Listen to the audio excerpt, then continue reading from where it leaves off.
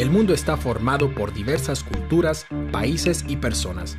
Sin embargo, más allá de las diferencias, existe un rasgo común fundamental. Todos los seres humanos nacen libres e iguales en dignidad y derechos. Así reza el artículo 1 de la Declaración Universal de Derechos Humanos del 10 de diciembre de 1948.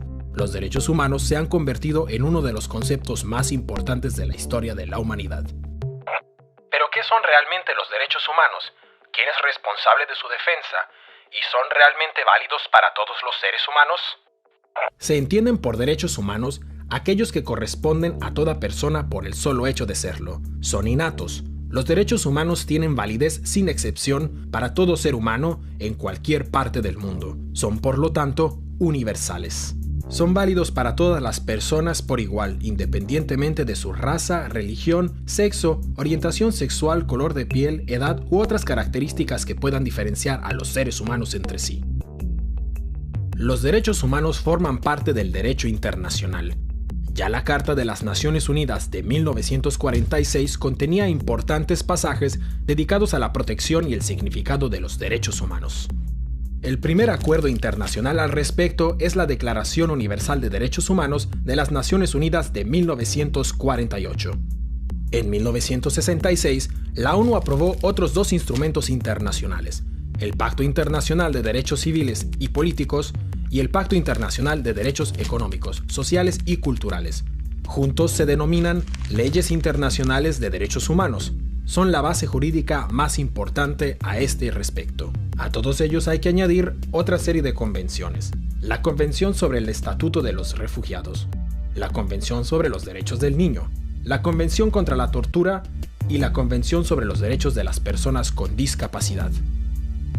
¿Pero cuáles son en detalle los derechos humanos fijados por estos instrumentos? A menudo se clasifican los derechos humanos en tres generaciones o dimensiones.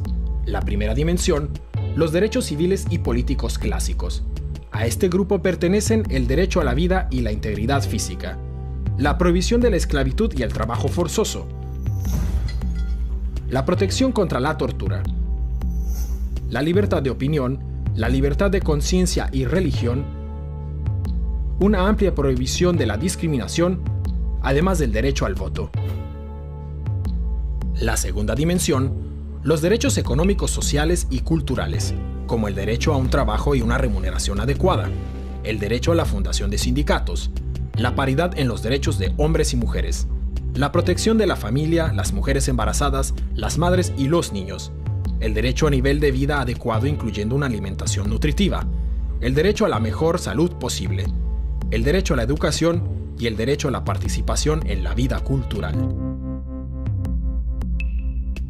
La tercera dimensión está compuesta por los derechos colectivos, por ejemplo, el derecho a la autodeterminación, el derecho al desarrollo, el derecho a un medio ambiente limpio y el derecho a la paz. En este sentido, resulta fundamental el principio de la indivisibilidad de los derechos humanos. Según este principio, no puede establecerse una jerarquía entre los derechos políticos, económicos, sociales y culturales. Los derechos humanos deben garantizarse conjuntamente.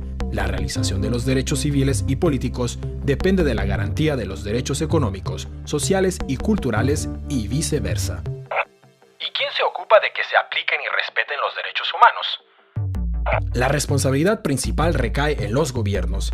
Estos no pueden perpetrar ninguna violación de los derechos humanos. Deben protegerlos de los ataques de terceros y tienen que crear las condiciones para su absoluto cumplimiento. El órgano central de la ONU es el Consejo de Derechos Humanos, formado por 47 estados con sede en Ginebra. El Consejo de Derechos Humanos revisa regularmente la situación de los mismos en los estados miembros. Asimismo, puede enviar expertos independientes a países específicos. Pero existe un problema. En este órgano participan muchos estados que en la práctica no protegen los derechos humanos. El Consejo de Seguridad de las Naciones Unidas se ocupa especialmente de la protección de los derechos humanos en guerras y conflictos armados. Sus esfuerzos se dirigen, por ejemplo, a luchar contra el reclutamiento de menores como soldados.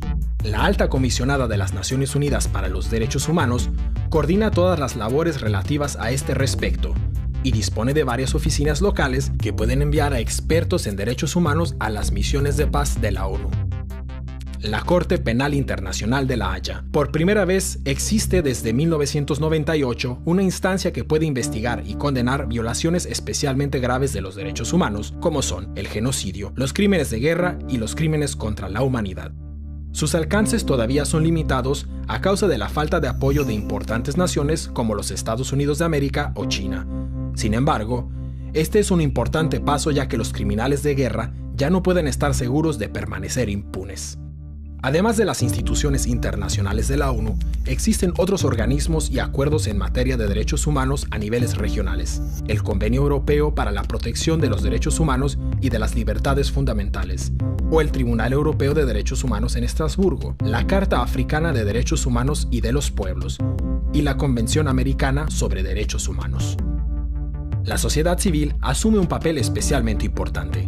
Las organizaciones no gubernamentales como Amnistía Internacional o Human Rights Watch se encargan de vigilar en todo el mundo el respeto de los derechos humanos y de llamar la atención sobre violaciones a los mismos. Mediante su presencia en la opinión pública, ejercen presión sobre los gobiernos. Asimismo, participan en el desarrollo de las bases jurídicas. También cabe destacar la importancia de los Institutos Nacionales de Derechos Humanos, instituciones independientes que asumen un rol esencial en cuestión de vigilancia de derechos humanos. ¿Pero existen controversias en materia de derechos humanos? Sí, sobre todo dos aspectos son controvertidos.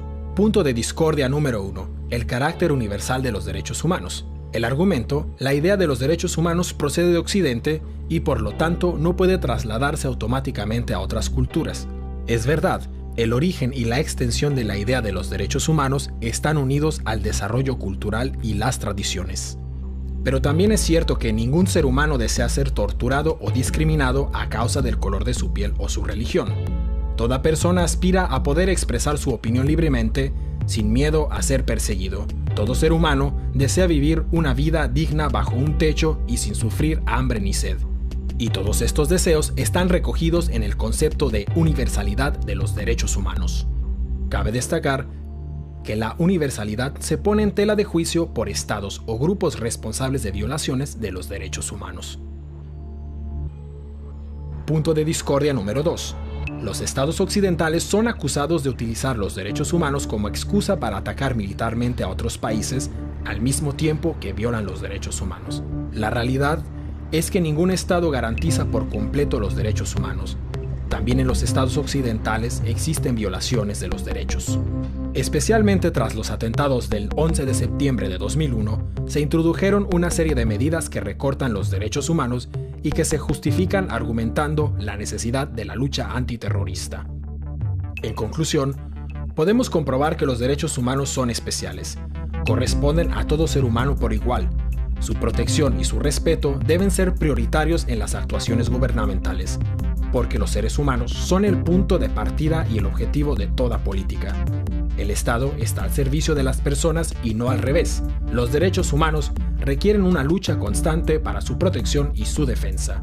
Solo si respetamos los derechos humanos podremos asegurar la paz y la estabilidad a largo plazo.